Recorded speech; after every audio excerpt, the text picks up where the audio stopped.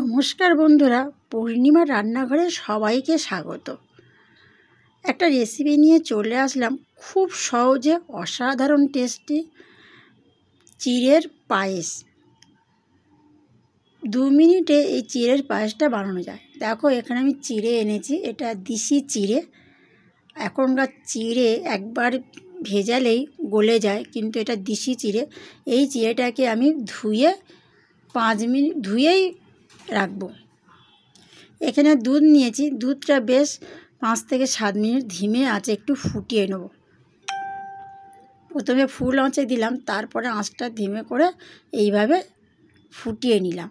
এবারে চিড়েটা ধুয়ে জল ঝরতে রেখে দিয়েছিলাম।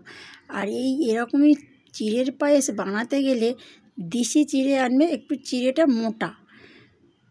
তো এই মোটা চিড়েটা এবারে দুধটা ফুটে ঘন হয়ে এসছে, চিড়েটা এবার দেব।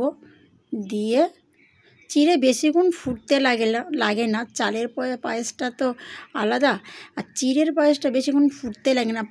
ফুটে উঠলেই 5 মিনিট ফুটবে, তো দেখবে এরকমই চিড়েটা গলে যাবে। আর বেশি গলে গেলে পায়েসটা তাহলে ভালো হবে না। ঠিক এই রকমই, এই যে হয়ে এসছে। এবারে আমি দেব, আমি এখানে গুড়ের পায়েসটা বানাচ্ছি। এখন চিনি অনেকে খায় না, চিনি খেলে তো অনেক রকম, কিন্তু গুড়ে কোনো ক্ষতি হয় না। আর এই শীতের সময় এখন গুড় প্রচুর বাজারে পাওয়া যাচ্ছে, লিকুইড গুড় বা গুড়ের পাটালি বা এইরকম গুড়। তো গুড়ের পায়েস খেতেও খেতেও খুব ভালো। তো হয়ে গেল খুব সহজে, খুব তাড়াতাড়ি হয়ে গেল গুড়ের পায়েস। আর বন্ধুরা, যদি ভালো লাগে ভিডিওটা লাইক, কমেন্ট, চ্যানেলটাকে সাবস্ক্রাইব করে পাশে থাকবেন।